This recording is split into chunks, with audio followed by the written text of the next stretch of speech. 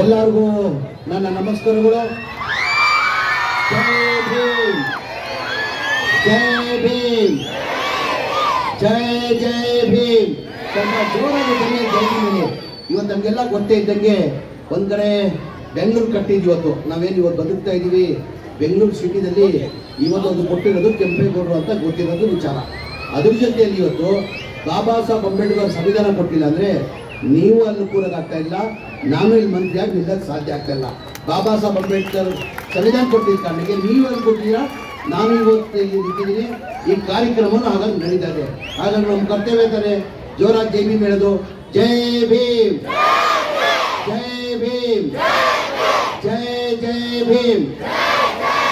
ವೇದಿಕೆ ಮೇಲೆ ಆಸೀನಿರುವ ನಮ್ಮ ಪಕ್ಷದ ಮುಖಂಡರು, KMDC ಚೇರ್ಮನ್ ಆದಂಥ BK ಅಲ್ತಾಫ್ ಖಾನ್ ಅವರೇ, ಇನ್ನೊಬ್ರು ಆತ್ಮೀಯರು ಹಿರಿಯರು ಅಣ್ಣವರಾದಂಥ ಶಿವರಾಮೇಗೌಡ್ರೆ, ನಮ್ಮ ಪಕ್ಷದ ಮುಖಂಡರು ಆತ್ಮೀಯರಾದಂಥ ಅಣ್ಣ ಆದಂಥ ಅಪೋಲೋ ಚಂದ್ರಶೇಖರ್ ಅವರೇ, ಇನ್ನೊಬ್ರು ನಮ್ಮ ಪಕ್ಷದ ಮುಖಂಡರಾದಂಥ DC ರಮೇಶ್ ಅವರೇ, ಮಾಜಿ ಮಹಾನಗರ ಪಾಲಿಕೆ ಸದಸ್ಯರಾದಂಥ ನನ್ನ ಅಕ್ಕ ಆದಂಥ ಕೋಕಿಲಾ ಚಂದ್ರಶೇಖರ್ ಅವರೇ, ಹಿರಿಯರು ನಮ್ಮ ಪಕ್ಷದ ಮುಖಂಡರಾದಂಥ ನಾಗರಾಜಣ್ಣ ಅವರೇ, ಅನ್ವರ್ ಬೈ ಅವರೇ, ಆಮೇಲೆ ಆತೂಷ್ ಅವರೇ, CM ವೆಂಕಟೇಶ್ ಅವರೇ, ರವಿ ಪ್ರಸಾದ್ ಅವರೇ, ರೋಸಿ ಅವರೇ, ವಿನಾಯಕ್ ಅವರೇ, ವೇದಿಕೆ ಮೇಲೆ ಆಸೀನಿರುವ ಎಲ್ಲ ಆದ್ಮೇಲೆ ಇಲ್ಲಿ ಆಗಮಿಸಿರುವ ಎಲ್ಲ ವಿದ್ಯಾರ್ಥಿ ಮಕ್ಕಳ ಅಣ್ಣ ತಮ್ಮದಿರೆ, ಮೊದಲಾಗಿ ತಮಗೆ 516ನೇ ನಾಡಪ್ರಭು ಕೆಂಪೇಗೌಡ ಜಯಂತಿನ ಶುಭಾಶಯನ ಕೋರಕ್ಕೆ ಬಯಸ್ತಾ ಇದ್ದೀನಿ.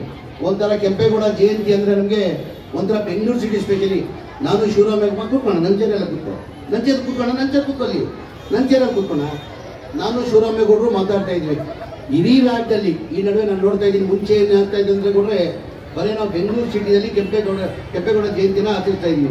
ಈಗ ಇತ್ತೀಚೆಗೆ ಏನಾಗಿದೆ, ಇಡೀ ರಾಜ್ಯದಲ್ಲಿ ಎಲ್ಲ ಕಡೆಯಲ್ಲ ಕೆಂಪೇಗೌಡ ಜಯಂತಿನ ಆಚರಿಸ್ಕೊಡ್ತಾರೆ. ಸ್ಪೆಷಲಿ ನಮ್ಮ ಹಳೆ ಮೈಸೂರು ಭಾಗದಲ್ಲಿ, ಪರ್ಟಿಕ್ಯುಲರ್ಲಿ ನಮ್ಮ ಬೆಂಗಳೂರು ಸಿಟಿಯಲ್ಲಿ ಕೆಂಪೇಗೌಡ ಜಯಂತಿ ಅಂದರೆ ನಮಗೆಲ್ಲ ಒಂಥರ ನಾಡ ಹಬ್ಬ ಇದ್ದಂಗೆ ಕೆಂಪೇಗೌಡ ಜಯಂತಿ.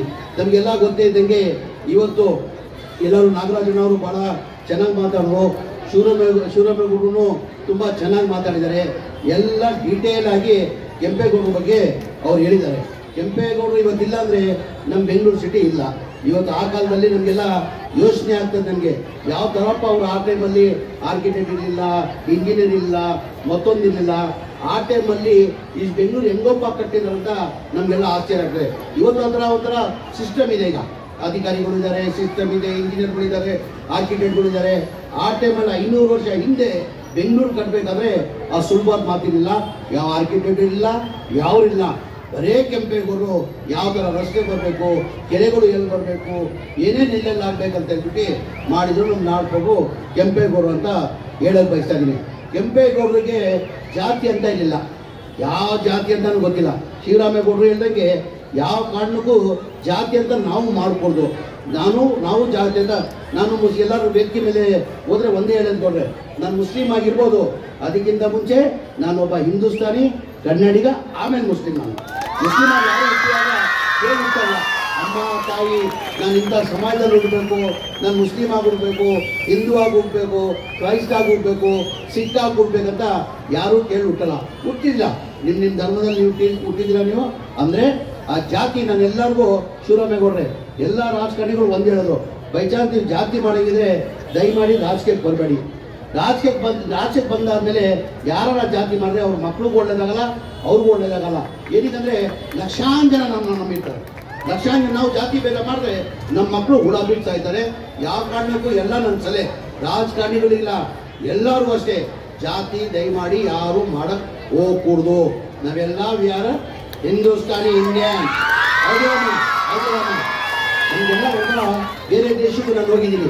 ನನ್ನ ಅನಿಸಿಕೆ ನಮ್ಮ ಇಂಡಿಯಾದಲ್ಲಿ, ಪರ್ಟಿಕ್ಯುಲರ್ಲಿ ಕರ್ನಾಟಕದಲ್ಲಿ ಹಿಂದೂ, ಮುಸ್ಲಿಂ, ಸಿಖ್, ಇಸಾಯಿ ಎಲ್ಲ ಪ್ರೀತಿಯಿಂದ ಎಲ್ಲ ನಾವು ಮಾಡ್ತಾ ಇದ್ರೆ ಅದು ನಮ್ಮ ಕರ್ನಾಟಕದಲ್ಲಿ ಭಾಳ ಜನ ಇದಕ್ಕೆ ಪ್ರಯತ್ನ ಮಾಡಿ ಜಾತಿ ಭೇದ ಮಾಡೋದು ಹೊರಟವ್ರೆ.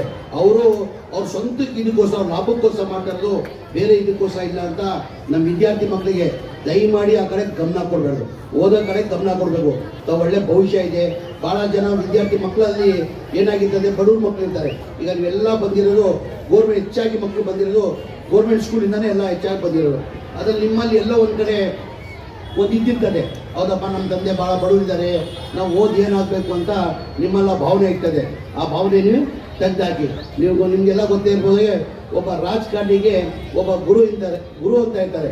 ನನಗೆ, ನಾನು ಕಾಂಗ್ರೆಸ್ ಪಕ್ಷದಲ್ಲಿ ಇರ್ಬೋದು, ನನಗೂ ಒಬ್ಬ ಗುರು ಅಂತ ಇದ್ದಾರೆ. ನನ್ನ ಗುರು ಯಾರು ಹೇಳಿ? ಮಾನ್ಯ ಮಾಜಿ ಪ್ರಧಾನಮಂತ್ರಿ ದೇವೇಗೌಡರು ನನ್ನ ರಾಜಕೀಯ ಗುರುಗಳು. ಅವ್ರ ಬಗ್ಗೆ ತಮಗೆಲ್ಲ ಗೊತ್ತೇ ಇರ್ಬೋದು. ಅವರು ರೈತರ ಕುಟುಂಬದಲ್ಲಿ ಹುಟ್ಟಿದ್ದವರು. ರೈತರ ಕುಟುಂಬದಲ್ಲಿ ಹುಟ್ಟಿ ಅವ್ರು ಎಂಥ ಕಷ್ಟ ಅನುಭವಿಸಿದ್ದಾರೆ ಅಂದರೆ ಇವತ್ತು ದೇಶದ ಪ್ರಧಾನಮಂತ್ರಿ ಆದರು, ಮುಖ್ಯಮಂತ್ರಿ ಆದರು. ಹಾಗಾಗಿ ನೀವು ಏನು ಬೇಕಾದ್ರೂ ಆಗ್ಬೋದು, ನೀವೆಲ್ಲ ಚೆನ್ನಾಗಿ ಓದಬೇಕಂತ ನಾನು ವಿದ್ಯಾರ್ಥಿ ಮಕ್ಕಳಲ್ಲಿ ಮನವಿ ಮಾಡ್ತೀನಿ. ಅದ್ರ ಜೊತೆ ನಾಗರಾಜ್ ಅಣ್ಣ ಹೇಳಿದ್ರು, ಪಾಪ ಯಾವುದೋ ಮೈಸೂರು ಹುಡುಗಿಗೆ ಯಾರೋ ಬಂದಿದ್ದು ಸಣ್ಣ ಮಗು ಅಂತ ಇಲ್ಲಿ ದಾನ ಮಾಡೋದಂತ. ನಾನು ಶಿವರಾಮೇಗೌಡ್ರೆ ಸುಮ್ ದಾನ ಮಾಡಲ್ಲ. ನಾನು ಏನೋ ಹಿನ್ನೆಲೆ ಇರ್ತದೆ. ಯಾರೋ ಲಾಭ ಇಲ್ಲ ಅಂದರೆ ಯಾರೂ ಕೆಲಸ ಮಾಡಲ್ಲ. ಏನಿದೆ